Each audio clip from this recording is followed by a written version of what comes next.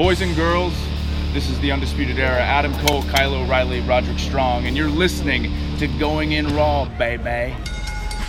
This is Shayna Baszler, and you're watching Going In Raw. This is the knockout artist, Cassius Ohno, and you're Going In Raw. Hey, friendo, Steve here, and welcome to Going In Raw. Why aren't you saying anything? Why aren't you... Say something. Hello, Larson. We're live. You need to be talking right now. Oh, that's right. If you're watching this on YouTube, that is just a graphic I whipped up. Because Larson has called in sick today, ladies and gentlemen. Friendos of the Friendoverse. Larson called in sick. It's just me. This isn't going to be fun. I recommend you skip this episode. It's going to be rambling, virtually incoherent, and basically a train wreck. Look at him. Called in sick. Look at that. It's all just a facade. Look at that. I received a text message from my partner, Larson, this morning, and I'll read it for everybody to hear. Here we go. Dear Cecil. I don't know if you guys know that's my real name, Cecil. Dear Cecil, I'm afraid I cannot come in today. I've come down with explosive, violent, bleeding, tortuous, is tortuous a word? Diarrhea. I believe my diet of exclusively California liberal elitist foods, extensive use of lentils, avocados, and other organic fad items only found at Foo Green Grocers has caught up to me. I need to be more like you. Also, the 5 gin and tonics every night must come to an end. My new mantra is to be more like Steve, or Cecil, whichever you want to call me. I don't really care. I wish to have your dietary intake, your sexual prowess, and your vast intelligence. Anyways, can't make it to the morning review show. Might be in later. Love, Wilhelm Barney Larson. Again, that's his shoot name. Oh, boy. I am not cut out to do this by myself. I am no Solomonster. I am no... Even Brian Zane brings his buddy on to do his longer stuff, I think. I'm no... A JD, he does it on his own. I'm no JD. I think Pulse, CM James, I think he does it on his own when he talks about it, although I don't even know if he reviews stuff anymore. He got tired of WWE. I'm going to give it my best. I do have, thank God, Larson's notes. He did take notes. And I did watch pretty much everything. So I've got something. To go on, to go off of. In any event, we can be found right here at youtube.com/Steven Larson. Be sure to hit the subscribe button, the little notify bell next to it. Make sure you're always getting your Going In Raw notifications. We're also, of course, in the audio realm, where you hit the review, comment, or give us a rating, where that really helps boost the exposure of the show. See, while I usually say all this stuff, Larson is next to me just saying, yep. You'd be surprised how that keeps me on my game when he's just sitting there going, yeah, Anyways, Adam Mayhem's in Asia. He's in Japan. Wait, where is he right now? I don't know. He's overseas. Even if he was here, I probably wouldn't bring him on. Cal Jack lives too far away. Could have brought that guy. Should have brought that guy on. But I didn't know until for 2 hours. I think 2 hours before the show went live. Last night at 10:43, he texted me. I forgot what he told me. Private stuff from Wilhelm. Got some new patrons here. Patreon.com/Steven Larson. Brendan Jeffrey. Who's this? The guy that pied Kevin Owens? I don't know what that means. Oh, yeah, I remember. Kevin Owens got pied in the face, and nobody ever knew who did it. James Krenzel. James Krenzel. Just imagine I didn't butcher your name. He's at the top tier page, not the top tier, but he's at the t-shirt tier. So I got to get his name right. James Krenzel, thank you very much. And Dreadhead Rebel, thank you all for your support. Hilton is smack dab in the middle of basketball season, so I didn't even call him. And it's kind of early. Even if he's not smack dab in the middle of basketball season, he's got a family, he's got stuff to do. I doubt he could roll over here. So anyways. Here we go. Where's my notes? Where's the Larson notes? At least he takes really good notes. At least he did that. At least he didn't say, hey, you're on your own and you have no notes. He could have just held the notes from me. Big news, though, coming out of NXT. It was kind of weird. It was kind of under the radar news, though. Undisputed Era cut a promo, and look, I love the Undisputed Era. Oftentimes their promos, there's not a lot of meat to chew on. This time there was something actually fairly interesting. God, there was a top-notch match. I don't get to talk to Larson about top-notch. That's a 15-minute segment right there. Anyways, so the biggest news coming out this week, NXT. Undisputed Era did a promo after the top-notch Shane Thorne match. We'll get to that. I'll get to that in a second. Where Roderick Strong essentially broke the news. They were talking about how people, internet I guess, have claimed that Undisputed Era has not gotten off to the best 2019. We are 6 weeks deep into 2019, and none of them have titles. None of them have any gold. They lost the tag title to the last takeover. Adam Cole still hasn't regained the North American title, so they're switching things up. Officially, Bobby Fish and Kyle O'Reilly are now, again, the tag team of Undisputed Era.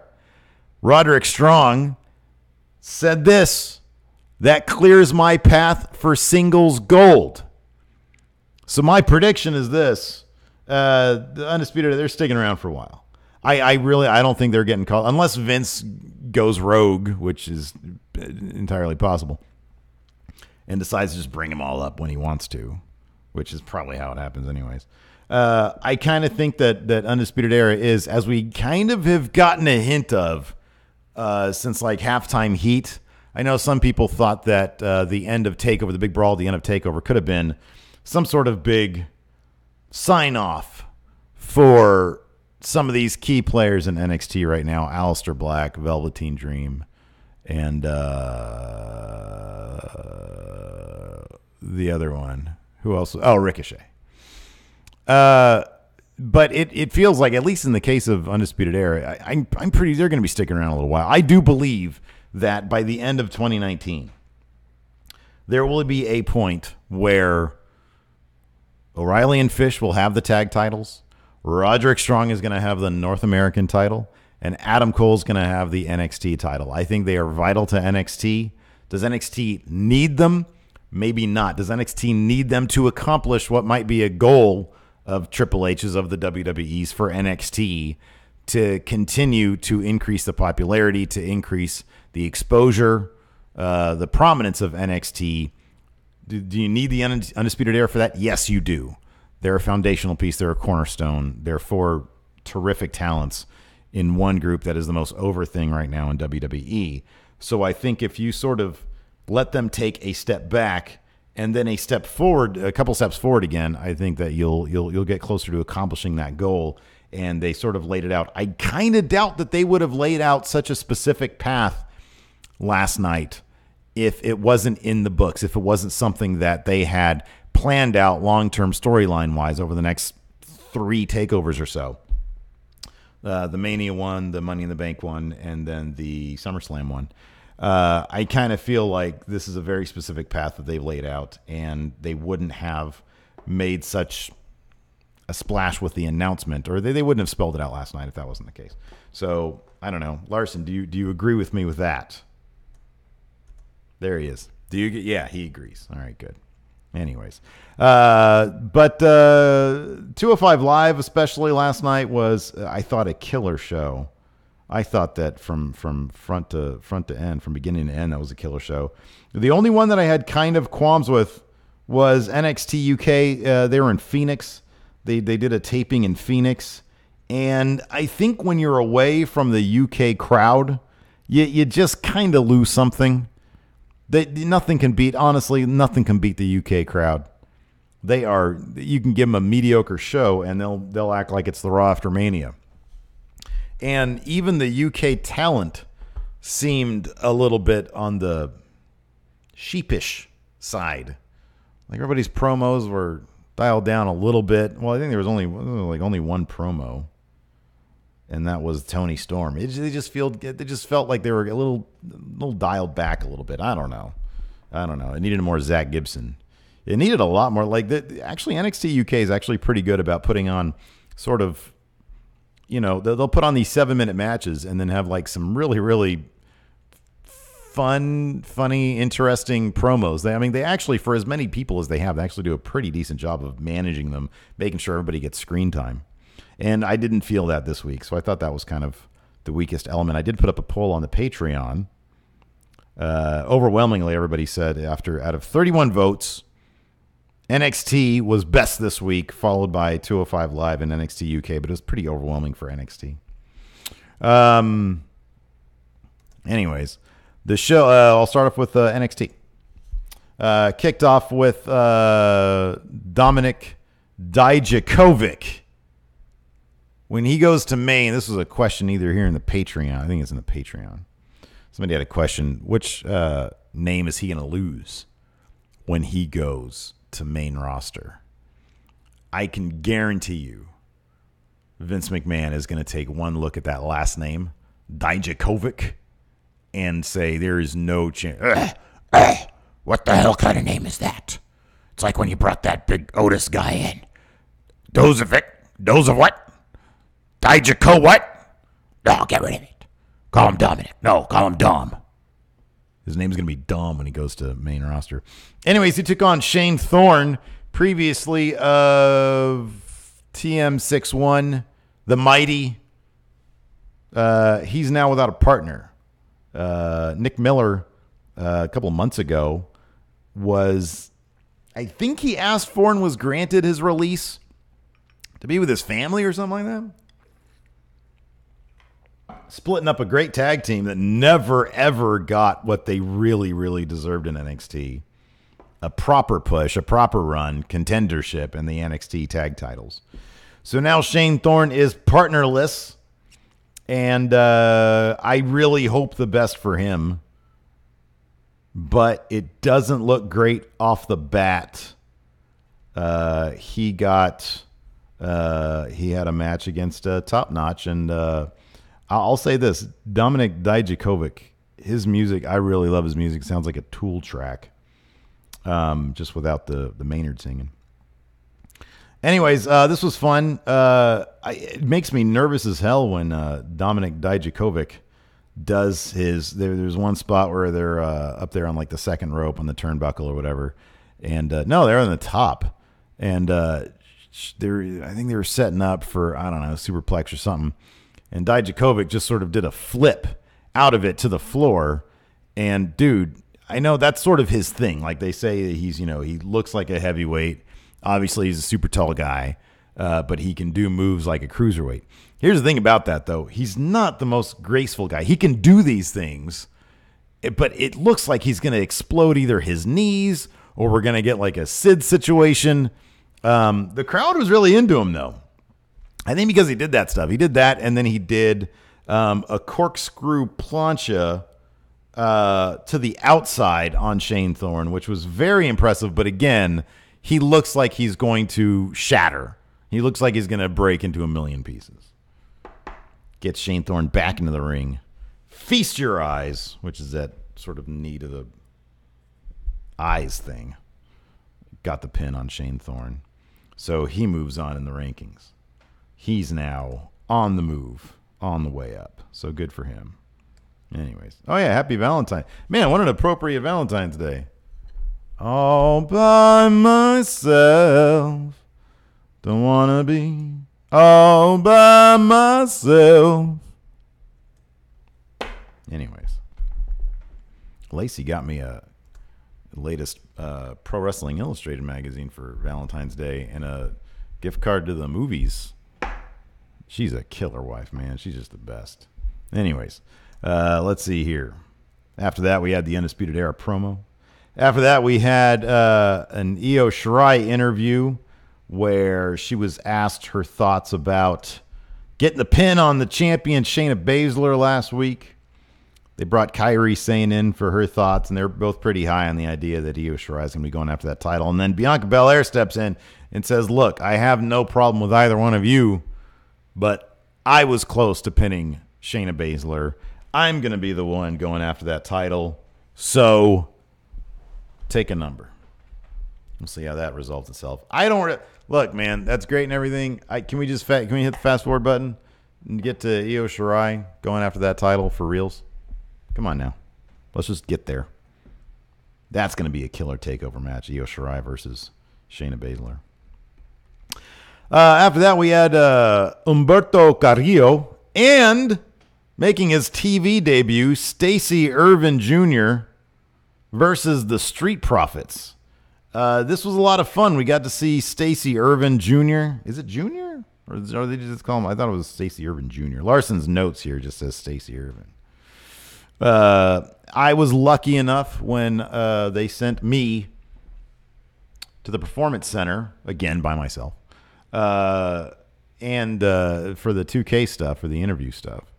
And I got to see Cassius Ohno versus Stacy Irvin in Stacy Irvin's very first actual match. They did that for us YouTubers and media personality types. And it was terrific. It was a lot of fun. That dude can sell really, really good. His look right now is straight out of NXT, like 2011, though, or 2012, or whatever, when it first got started. He's got like some really flashy pants, zero character whatsoever to note. So he's going to be, look, he's a terrific young wrestler who's got a long way to go, I think. But I love that they're giving him time on TV. He is actually a lot of fun to watch in the ring just by virtue of his sheer athleticism. I predict in 5 years he could be something special. It might take a little while, though. But he's got the ingredients, I think. Humberto Carrillo, obviously, is terrific. I love that we're getting so much of him these days on NXT, on 205 Live. I say just keep on putting him everywhere you possibly can. This kid, he's got so much. I have no idea how old he is. He's probably super young, but he's probably been wrestling for 10 years. I know he was Ultimo Ninja in the Lucha Libre world. So he's probably been doing it since he was like 13 or whatever. And it shows. He's great in the ring. It was a lot of fun. I would love to see just like a singles matchup between him and like Montez Ford, because they can both do a lot of really fun, cool things in the ring. So yeah, it was a tag team match. It was a lot of fun. Cassius Ohno came down, claimed that he's leaving NXT. Man, he was really running down Full Sail. Did this match even have a? Did that match have a finish?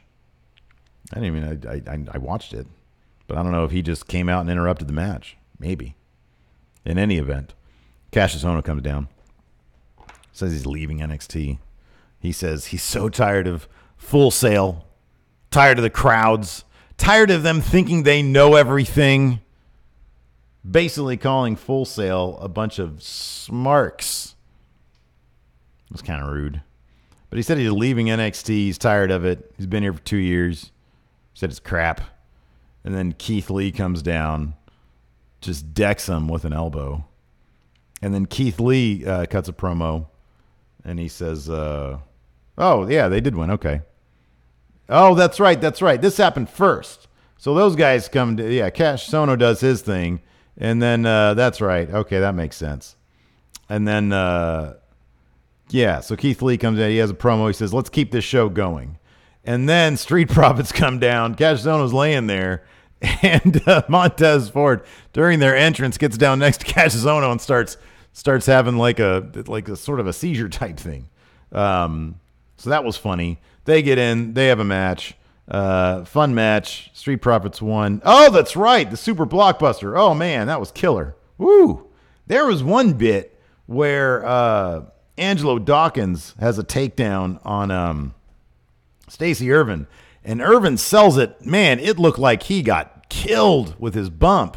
He just went super fast to the ground, and then the ref jumped in and waved off either Dawkins or Ford or whoever. I think it was Dawkins, and checked on him, and everything was fine. And then Montez Ford came over and said, "Get away." So that was a lot of fun. So they win with a Super Blockbuster.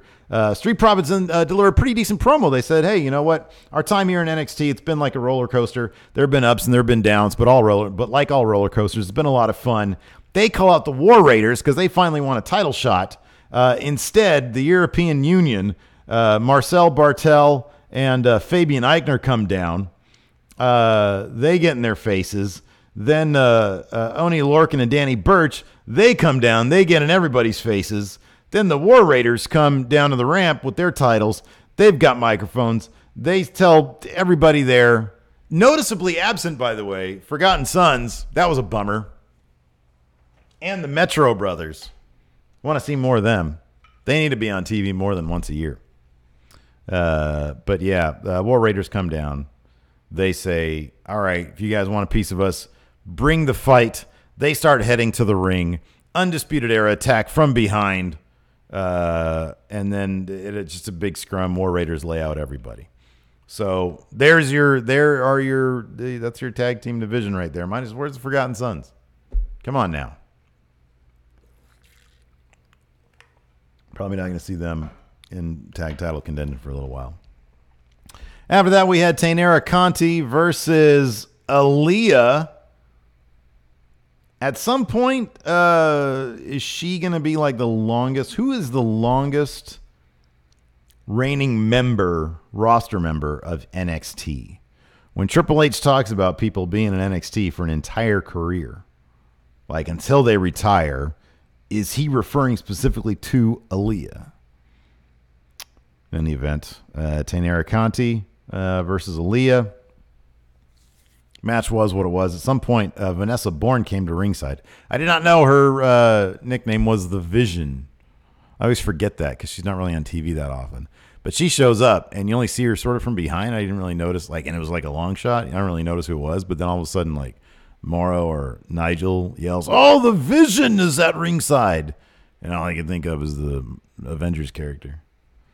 In any event, eventually they say, "Oh yeah, it's Vanessa Bourne." She helps Taynara Conti. No, sorry. She helps Aaliyah by grabbing Taynara Conti's leg as she goes to the top rope. Aaliyah then is able to take advantage, tosses Conti off the top rope, gets her kind of awkward-looking finish submission move off. It is a little kind of messy. It looks kind of messy. And then Taynara Conti taps out. As Aaliyah and Vanessa Bourne are celebrating in the ring, Shayna Baszler comes to the ring. She's terrifying. She's got a head full of steam. She comes to the ring. So Aaliyah and Vanessa Bourne run away. They try to get up the ramp, but they get jumped by Jessamine Duke and Marina Shafir. They go in there. They do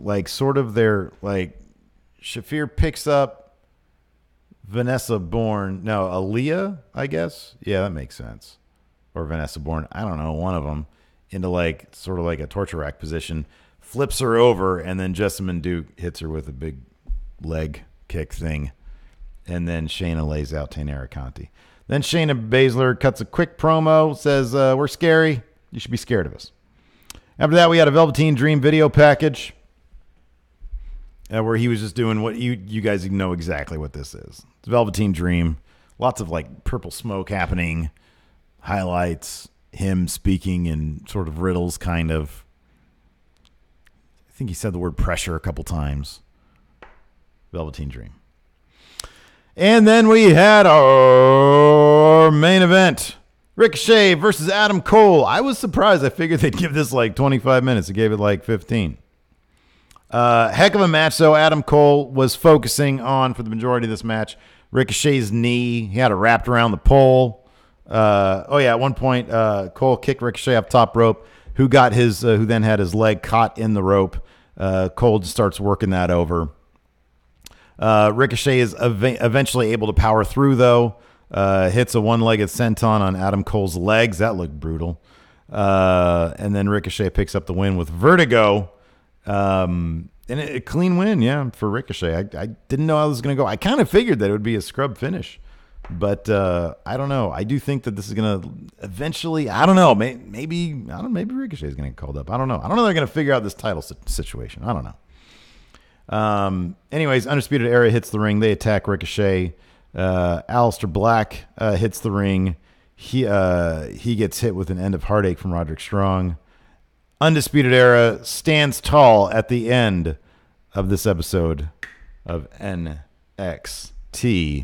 Thought it was pretty solid. That was a pretty solid episode. Moving on. NXT UK. Tapings from Phoenix. Opened up with Toni Storm dropping a promo. Again, she just sort of seems kind of like she seems a bit shy in the first place. But she seemed kind of sheepish. I don't know. I think they were just tired, probably jet lag or something. Anyway, she cuts a promo, babyface promo, basically saying, I won the Mae Young Classic, thought that was awesome, thought that was good enough. Then I got a title shot. Then I won that, so I'm on top of the world. Rhea Ripley comes down. She says, I want that. I want my rematch. So I think they announced like 2 weeks from now? Next week or 2 weeks from now. We're getting Rhea Ripley versus Toni Storm. They brawl. Rhea Ripley leaves. After that, we had probably match of... No, never mind. There was 2 really good matches in this. Noam Dar versus Jordan Devlin. Another terrific match. They didn't hold on. Yeah, that was like the only promo. So like the 3 matches they did have were pretty long. They were like 20 minutes each. Really fun match, which kind of, I guess, was marred a little bit by Travis Banks in the end because it was a really, really good match. Travis Banks come down, though, and sort of just gets involved. Devlin kicks Travis Banks off the apron, but then Noam Dar gets the roll-up on Jordan Devlin for the win. And then immediately... starts undoing his boot because I think, was that this match or was that the other match? Maybe it was this match. I don't know which one it was. And then even Jordan Devlin laid out Noam Dar. We got 2 really killer Noam Dar matches. Anyways, Jordan Devlin lays out Noam Dar after the bell. Banks pulls him outside the ring. They brawl up the ramp.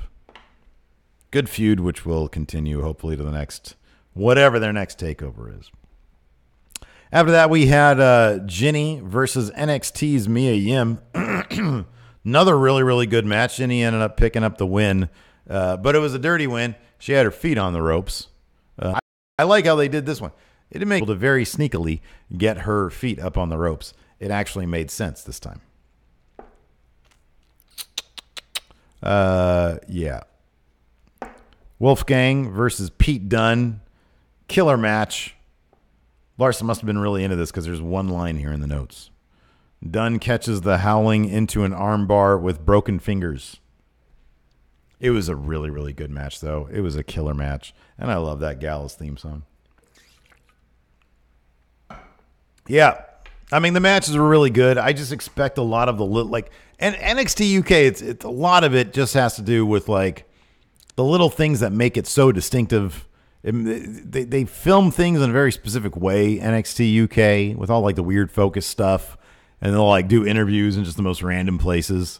And you just lose all of that when they're not in the UK, when they're not doing a proper NXT UK taping, and So I don't know. It's kind of underwhelming, but the matches were really good. I think also the Phoenix crowd was just kind of lame. I think the crowd for NXT UK for that taping. I don't know what the deal was. Maybe they were just tired. I don't know. I know it's a long weekend. Kind of a lame crowd, though, to be honest with you. Killer 205 Live started with Lucha House Party promo. I really like these guys. They decided, because their duet with Elias didn't happen, they decided to go ahead and let Grand Metalik sing, because that's what he wants to do. He wants to sing. So they try to let him do that, but he was interrupted by Jack Gallagher and Drew Gulak, because Gallagher and Lince Dorado had a match, and it was tons of fun. I like when you get sort of a contrast of styles here. Jack Gallagher, a bit more of a brawler, submission, ground-based guy. Lince Dorado, obviously, fun lucha guy. Jack Gallagher, he picked up a win, which must have been his first win in a little while, because, man, he was celebrating like he won the lottery. I thought it was fantastic. Drew Gulak was on commentary. Jack Gallagher got a roll-through on a Frankensteiner for the win. And he goes over to Drew Gulak, and they start hugging. And Jack Gallagher, he doesn't have a mic on, but you just see him say, "Oh, it feels so good to be a winner for once." And then Drew Gulak kissed him on the cheek. It was actually very kind of a. I'm not. Maybe it was Brian Kendrick that was sort of dragging this group down. But I kind of like these guys. I think they're great. Jack Gallagher. So after that, Humberto Carrillo was coming out of the locker room, and I think it was Kayla was trying to try to interview him. She said, so obviously you're a luchador, but Gallagher and Gulak, two guys. Well, that was the point that they were making in that match. Drew Gulak said, "Hey, Humberto, you don't need the high flying stuff to win. We just proved it, beating a luchador." And so she asked him, "Hey, how do you feel about Drew Gulak and Jack Gallagher trying to recruit you?" And this kid's got all sorts of charisma. And he said, they're two of the best wrestlers on 205 Live. I at least have to hear them out. So that continues his story with him being recruited. I thought it was a cool little bit. After that, we had an Arya Daivari promo. Very nicely done. He was maybe in like a warehouse somewhere. I don't know where he was, but he was standing next to a window. He had on a denim. But see, this is again, I'm bummed out that Larson's not here, because I could ask him about this promo, because he had a beanie on, a gold chain, and a denim vest with no shirt on underneath. And he threw some shade at Enzo, said, "What do I have to do here on 205 Live? Look at how they've used me since I've been here. They had me as a sidekick to a wannabe wrestler. Ouch. And then they had me as a manager for Hideo Itami." He said, "I've already got the money. I've already got something else, the glory." I don't know. I forget what he said. But it was a good little promo. I hope they push this guy. I think he's good. And this feels like it might be kind of a Mustafa Ali type thing, where he grabbed a camera guy and he said, "Hey, let's go do something that's kind of cool, that adds something, as opposed to just some cheesy back room or back locker room type thing." But it looked good. I thought it was well done. After that, we did have just a regular promo from the Canellises, Mike and Maria, talking about they've been around for a very long time. They want opportunities. Losing one match or two matches isn't a big deal as long as you win the match. That's what they said. So hopefully they'll win. I like them. I just, man, talk about buried. Woo. Oh, boy. Let's get a story with these guys. Then we had no disqualification match. No MDAR. Tony Nese might be. Although the Kofi Kingston thing on SmackDown was so great. In terms of this batch of episodes, match of the week, man. No MDAR, Tony Nese. Oh my gosh. These guys just went at it. It was one of those matches that literally was just, it kind of hurt to watch. There was so much going on.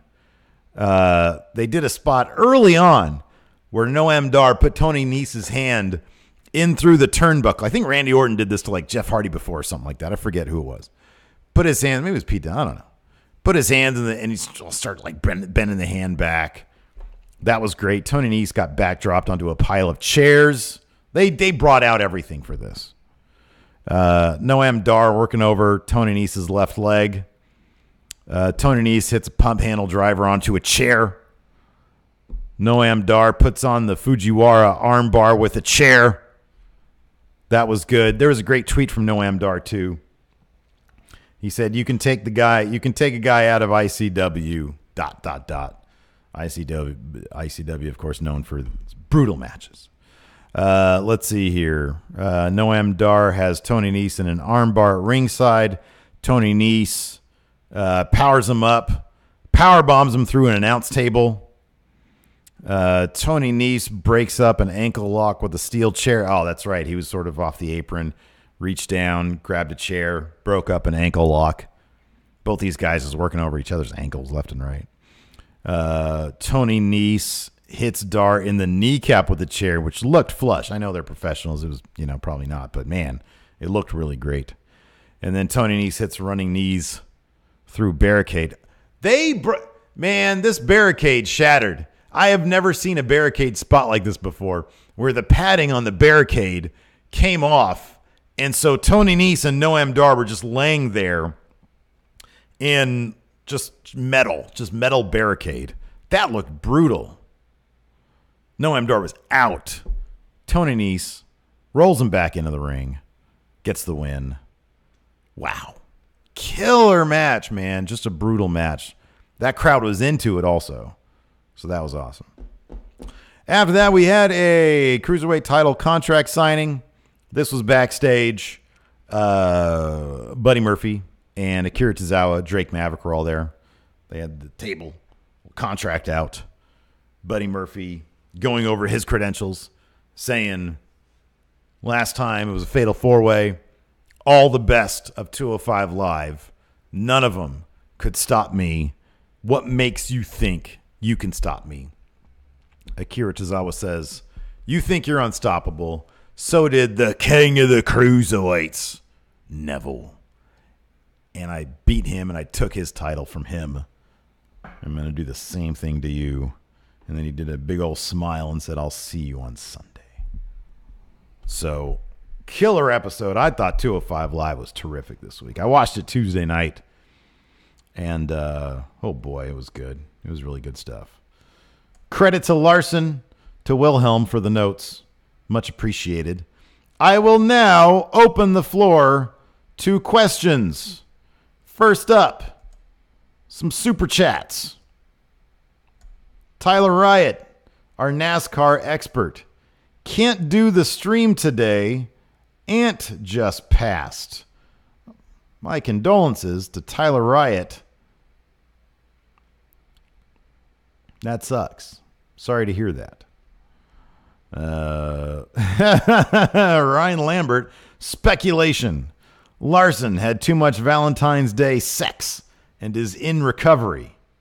I hope that's the case. Why he would then lie to me and say he had explosive asshole on Valentine's Day, I don't know. I think we're close enough that he could text me and say, "Hey, Steve, smashed too much on V-Day. Couldn't make it in." I think we're close enough that he'd be able to tell me that, but maybe not. I don't know. I've never received a smash text from Larson. Joe Juarez says, "Happy Singles Appreciation Day, y'all." I don't have that problem. I have a lovely wife. But to all you out there, all you single people out there, treat yourself. Treat yourself. Be it some sort of massage at a massage parlor, a nice meal at Denny's, buy yourself something, a good magazine or a book, a CD. Jeffrey Nguyen. Oh no, Jeffrey Nguyen broke up with my girlfriend yesterday. Happy Valentine's Day, friendos. Jeffrey, you couldn't have waited a week? Oh, man. Now your ex, she's always going to think of Valentine's Day is when Jeffrey Nguyen broke up with her. Well, my heart goes out to you. Hopefully you're okay. if I recall correctly, you're a young guy. Just give it time. You know, if you're dumped or if you're doing the dumping, as a guy who has been dumped plenty of times in his younger days and has done some amount of breaking up in his younger days, it's tough either way. Nobody wants to be an asshole. Breaking somebody's heart is a difficult thing. It's not easy. And of course, being on the receiving end is tough as well. The ideal situation is if you want out of a relationship and then they end up breaking up with you, that's the best. Anyways, let's see here. Astros J5. I find it funny that Ric Flair told Meltzer he waited till after Vince put Charlotte in the main event before he is announcing he's at StarCast. The pettiness. Hey, that won't change. That won't stop Vince McMahon from changing his mind, but I honestly don't think Vince McMahon cares if Ric Flair is going to be at StarCast. I don't think he cares. I think it's great, though. I think it's fantastic. For all those coming in late asking where Larson is, called in sick. Explosive butthole. Or smashed too much. I don't know. Charles Ford. Steve, check out Time Team Season 9, Episode 4. It explores the Priory. Charles Ford. Charles Ford knows all about Rosada. When I was a kid, I lived on an Air Force base called Chicksands, the same Air Force base that good friendo Charles Ford here lived on when he was a kid around the same time. I did not know Charles. I didn't know this until decades later when he showed up for the Joey Ryan, Leva Bates, Adam AMH title match, and he introduced himself. He said, hey, I lived at Chicksands too. I know all about the Priory. It was a haunted priory. It was haunted by a ghost named Rosada. Apparently something called Time Team that explores that. Fascinating. Soul FGC just got in, and oh no, did Larson Hunter get our Larson? Maybe this is Larson Hunter texting me. Gonna have to do this solo forever now, everybody. Donut Odinson. Happy Valentine Day, friendos. Too sweet. Sammy Garcia. Let's start a GoFundMe for The Undertaker to come onto the show. Steve, how would you have Taker say the intro? Very simple. Very simple. Hey, friendos. This is The Undertaker. And I'll put you down like a dog if you don't tune in to Going In Raw. Michelle! I'd have him add the Michelle at the end. Look, man, if I'm paying, how much was it? $25,000 for an hour for The Undertaker? I'd get my money's worth, man. Come up with a script and everything. Let's see here. I'm going to move over to Discord, see what they're talking about over there. You can have access to the Discord for $1 a month. Actually, it's just $1, and then you're in. Let's see here. Where is the Discord? Gee willikers. Here we go. Cody Miles says, open the phone lines. I need to figure out how to do that, man. I need to figure out how to open up phone lines so I can do, if Larson's not here, I just do a call-in show. Caller, you're on. Tell us your thoughts today, caller. Hi, Steve. Like the show. Think you're great. Okay, what's your question? Get to your question, please. Okay, can you fantasy book Adam Cole going to main roster? No. Next caller. Hey, Steve. Can you fantasy book Top Notch going to main roster? No. Big Money GM here in Discord says, I saw Top Notch at the house show loop this past weekend, and he got a huge pop in his home state and wrestled face against Cassius Ohno. Let's see here.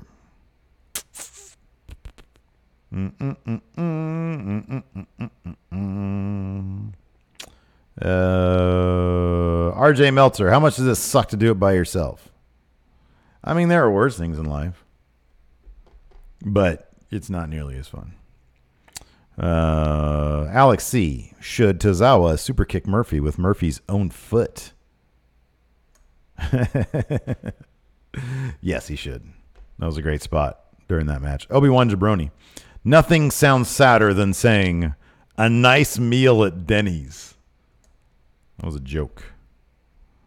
No, it wasn't. Was it a joke? I don't know. I don't think it was a joke. Denny's is great. Look, man, y'all can shit on Denny's all you want. I think it's great. They have everything there, man. They have everything.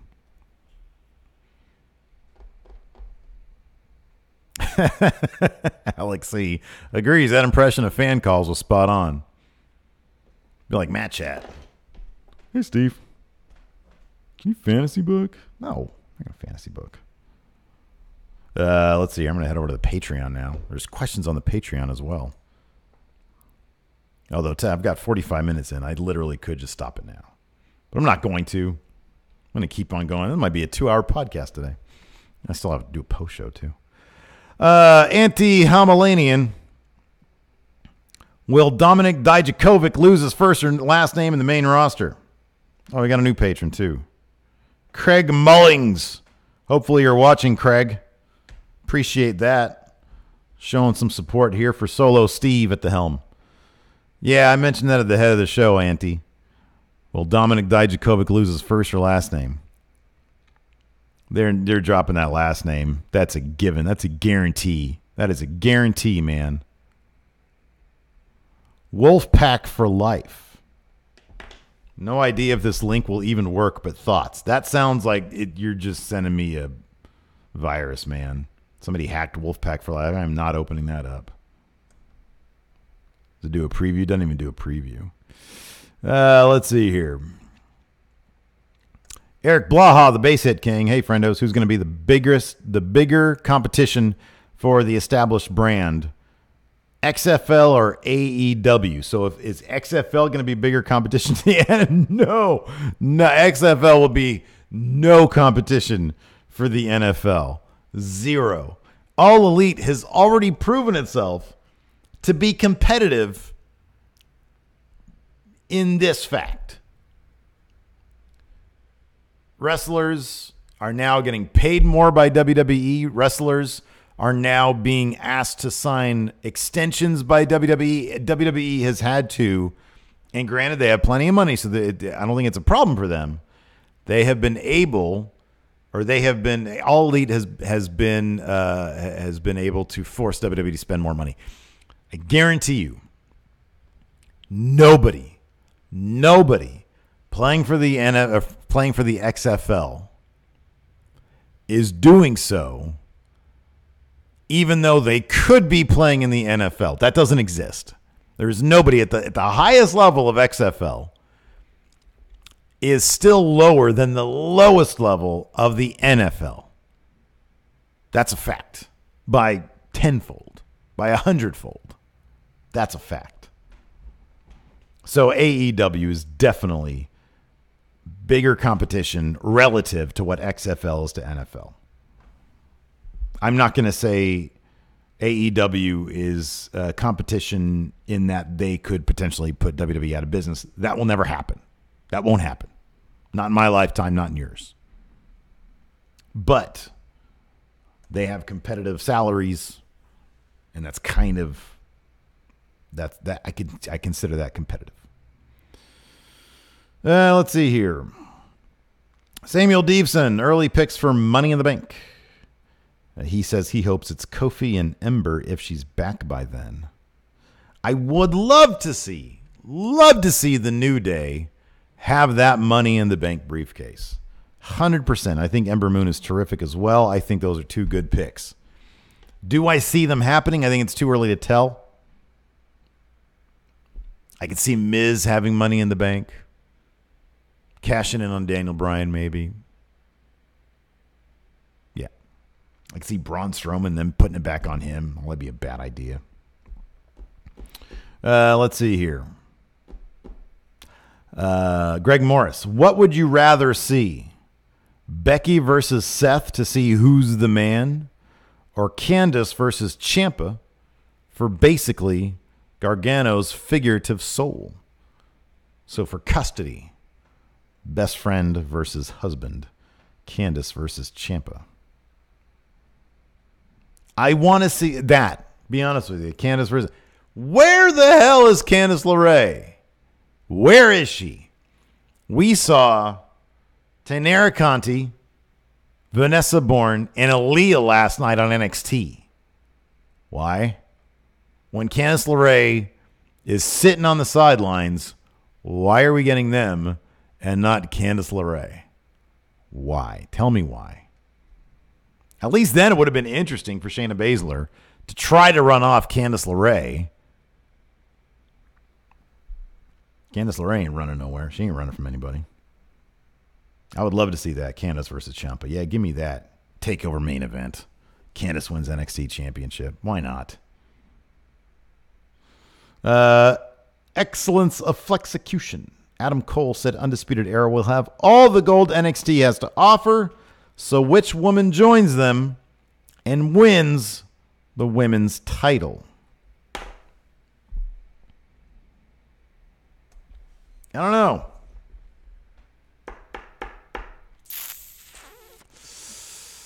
I'm going to say this. How about Bianca Belair? Makes sense. Instead of saying undefeated, which technically she's not, and I really wish Io Shirai would have said that last night when Bianca Belair said, and I know she had that interview where she said it's state of mind. She said, I'm undefeated. Io Shirai should have looked at Kairi Sane in the interview and was like, she's not undefeated, though. You literally lost. Bianca Belair, undisputed. There you go. Works perfect. Let's see here. Ash Grove, what do you guys think, or what would you think about Harper joining Daniel Bryan and Bryan, Harper, and Rowan having a 6-man tag match against New Day for the WWE title at Mania? I think it'd be great. You know why? Because it's different. It's something different. I'd love it. I'd love it. It's inventive. It's creative. Do it. Change it. Matt Sargent. This is more of a Larson question. What food do you think they'd serve on a bouge cruise?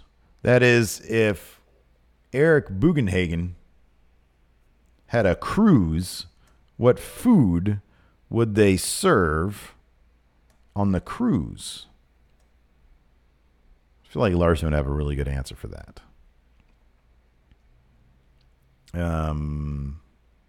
Well, he's very active.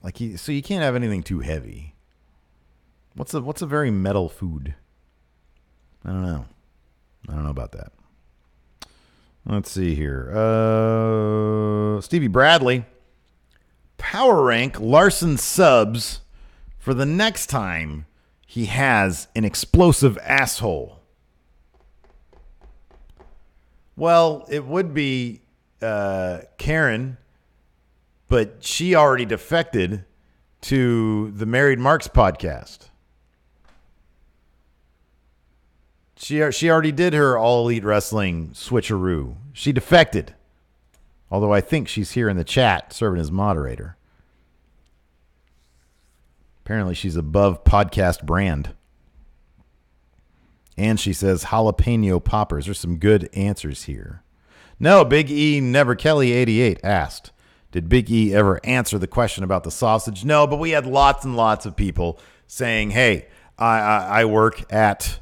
it's not lies and it's not fake news. I work at a deli. I work at a butcher. I work at a Publix. Publix. I work at a Costco. And that was real. That was real meat. She says she's homesick today.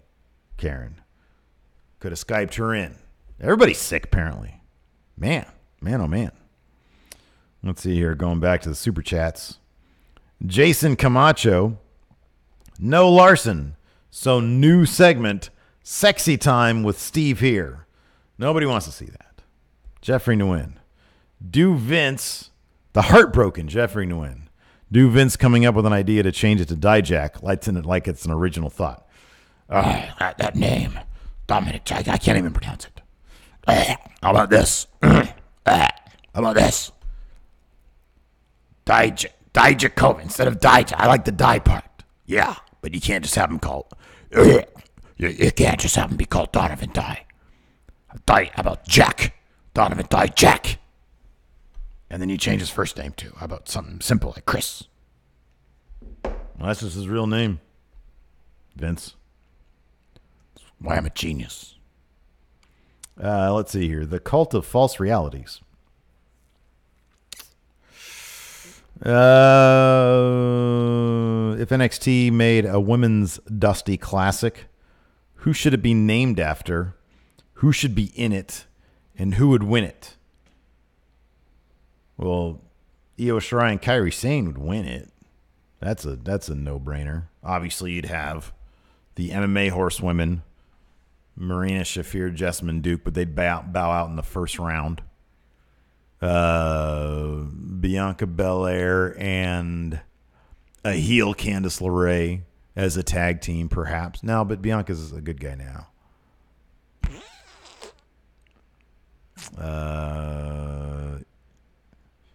Bianca Belair and Mia Yim, maybe. They were kind of at odds before, but now they're kind of both faces, so maybe they can make amends. They'd make a killer tag team. I really like Mia Yim. She's great. Who would they name it after? I don't know, man. Alundra Blaze, maybe? Medusa? I don't know. The Mae Young Classic Tag Edition. There's a lot more. The Mildred Burke. How about that? I don't really know much about her, though. Let's see here. A couple more questions. The Red Baron was just watching Up, Up, Down, Down. I'm not sure if you two have done this, but have you two done the GM mode on Raw versus SmackDown 06? No Adam Mayhem as co-host. Adam Mayhem is far, far away. He's far, far away. There you go. Karen has it. Bull Nakano. Perfect. I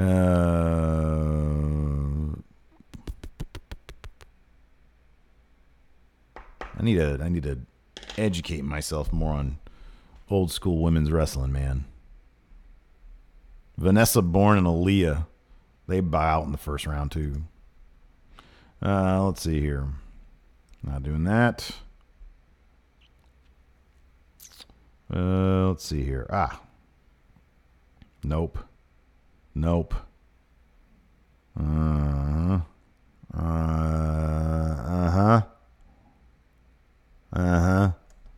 right. Any more super chats? Pretty much gonna be done. Let's see here. The Stephanie McMahon Legacy Award. There you go. The Stephanie McMahon Classic. That happened. Waymaker. Any mail from me yet? No, it hasn't come yet.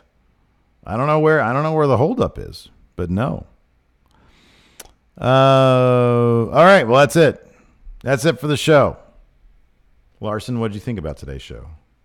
He can't talk. He's sitting there saying nothing. Anyways, thanks everybody for tuning in. I appreciate it. Maybe we'll get Larson back for the new show tomorrow. I hope so. We're going to be doing, assuming he still doesn't have Explosive Asshole, Sunday live streams, our live stream reaction of, what's it called? The Elimination Chamber. And then tomorrow morning at 9 a.m. Eastern, 9 a.m. Pacific, noon Eastern. Yeah. We've got W Steve W live. Later on today, we've got the 4th episode of Fun Wrestling and W Steve W. We're putting them up late today because the predictions episode is up for Elimination Chamber. Anyways, that's it for the show. Thanks so much for tuning in, everybody. We'll talk to you guys later. Here's an ad for our Patreon. Be a part of Going In Raw today at patreon.com/Steven Larson. Starting at $1 a month, you can enjoy Going In Raw ad-free, gain access to the daily 30-minute Going In Raw post show, exclusive merchandise, and so much more. Support Going In Raw today. Click the link in the description.